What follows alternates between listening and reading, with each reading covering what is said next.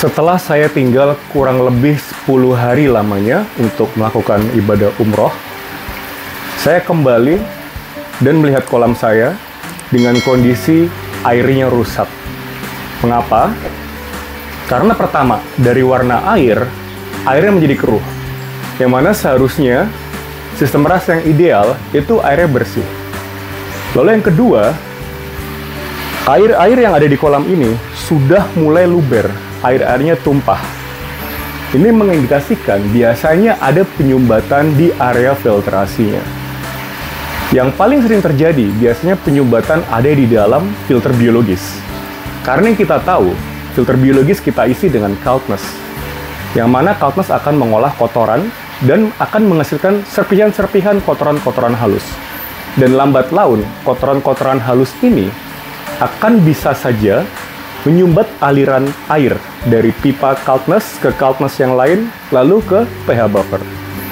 Dan salahnya saya juga, mungkin bisa jadi pembelajaran teman-teman semua, sebelum saya pergi, saya memang tidak melakukan pembersihan atau perawatan filter dulu.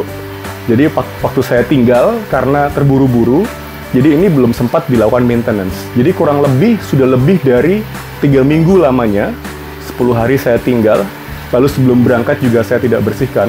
3 minggu lamanya saya tidak melakukan perawatan di area filtrasi. Nanti kita sama-sama lihat di bagian mana yang kira-kira bisa menyebabkan penyumbatan.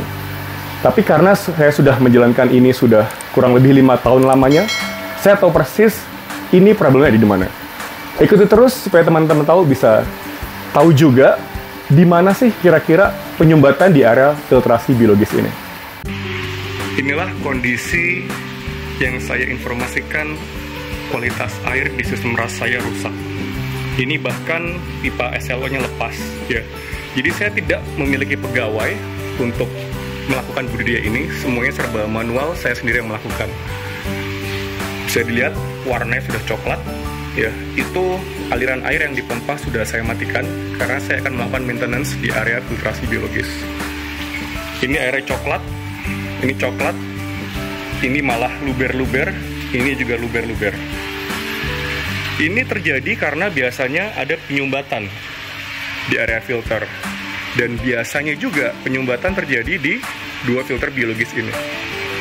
Kita akan lihat di mana penyumbatan itu terjadi.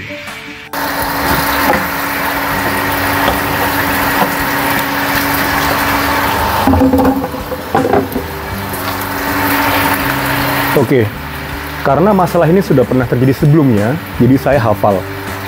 Biasanya air melampet dari aliran filter biologis pertama ke kedua. Disebabkan oleh dop yang sudah saya beri lubang, itu tertutup oleh banyak kotoran. Untuk melihatnya, kita akan buka supaya kita bisa melihat ke dalam kotorannya menumpuk seperti apa. Jadi kita buang airnya dulu yang ada di dalam filter biologis sampai batas tertentu. Intinya kita bisa melihat kondisi pipa yang ada di dalam drum filtrasi ini. Tapi pastikan teman-teman sebelum melakukan ini, pompa air harus dicabut agar tidak ada lagi aliran sirkulasi air dari samteng menuju ke kolam. Karena kalau tidak dimatikan, air akan terus mengalir, jadi harus kita cabut dulu, baru kita bisa membuang air yang ada di dalam filter biologis.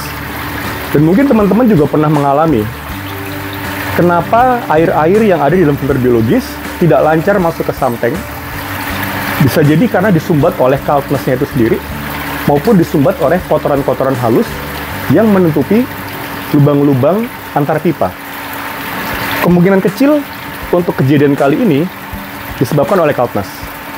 Karena saya tempatkan batu aerasi di posisi lubang pipa.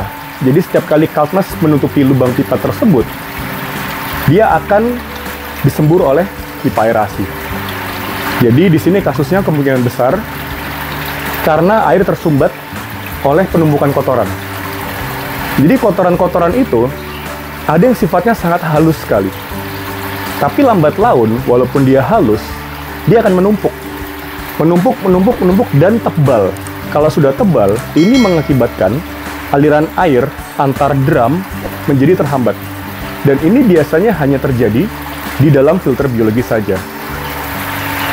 Untuk aliran pipa yang lain, yang ada di drum-drum lain, itu tidak terjadi karena kita tidak menutupnya dengan menggunakan dop. Tapi kalau di filter biologis, karena kita menutupnya dengan dop, dengan tujuan supaya air yang mengalir, hanya airnya saja. Kaltnas tidak ikut pindah ke drum selanjutnya. Oleh karena itu, kita berikan dop yang sudah diberi lubang. Airnya sudah mulai surut, tapi saya belum bisa melihat. Oke, ini sudah mulai bisa lihat. Saya akan cabut salah satu.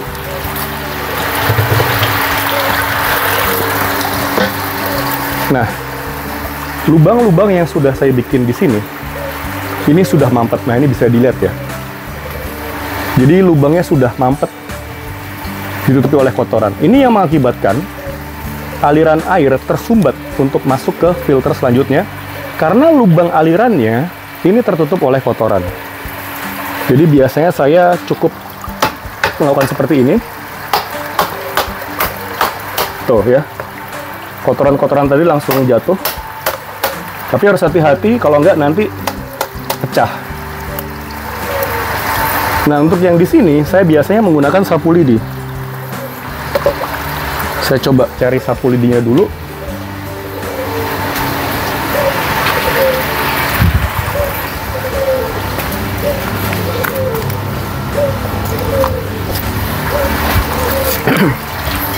Nah, lubang di sini. Nah, ini kita harus bersihkan. Ini disumbat oleh banyak kotoran. Nah, tuh lihat kotorannya. Ini yang membuat aliran air mampet. Jadi teman-teman kalau menggunakan konsep seperti ini saya kebetulan salah pada saat awal bikin.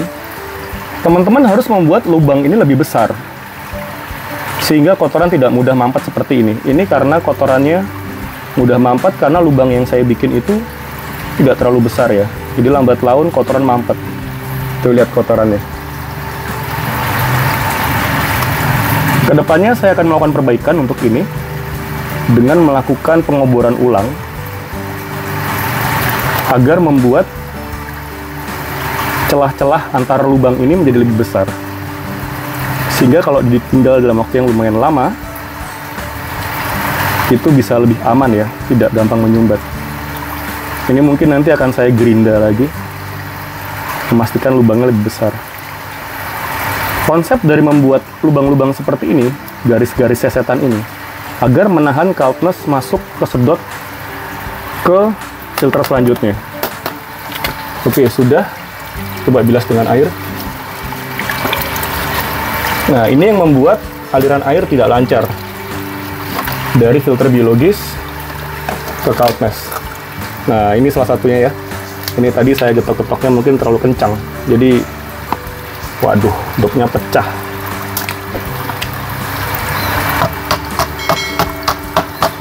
Ya, tuh, dopnya pecah. Nanti saya akan beli dop dulu.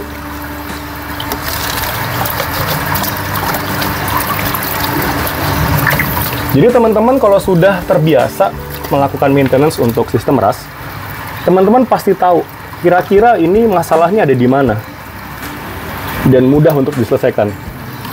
Karena di sistem ras itu errornya, masalahnya itu mudah untuk diamati, mudah untuk dilihat, dan mudah untuk diperbaiki. Karena biasanya masalahnya hanya di faktor fisik ya, tidak ada faktor biologis, tidak ada di faktor kimia, jadi di faktor fisik saja. Ini kebetulan karena mampet.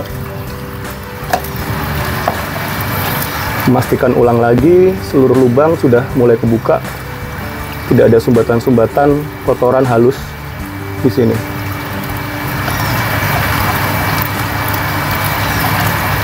Nah, udah mulai bersih. Tapi saya belum bisa pasang karena saya harus pasang dop dulu. Dan kalau teman-teman memiliki pipa seperti ini ada banyak, misal teman-teman menggunakan beberapa drum untuk dijadikan filter biologis, pastikan semua dicek satu persatu ya. Setelah semua dibersihkan, kembali dipasang, diisi air kembali, running ulang sistemnya, semua pasti akan oke lagi. Jadi ini merupakan faktor yang sepertinya simple, tapi ini bisa menyebabkan kematian ikan. Karena bagaimanapun juga sirkulasi air tidak lancar, amonia yang di dalam kolam tidak bisa dialirkan secara maksimal ke dalam filter biologis. Jika kelamaan, ikan akan mati di dalam kolam. Untung saya sudah pulang dan melihat kolam saya dalam keadaan seperti ini, jadi bisa segera melakukan action yang cepat. Itu saja buat pembelajaran video kali ini. Semoga bermanfaat buat teman-teman. Terima kasih sudah menonton. Sampai berjumpa di video-video selanjutnya.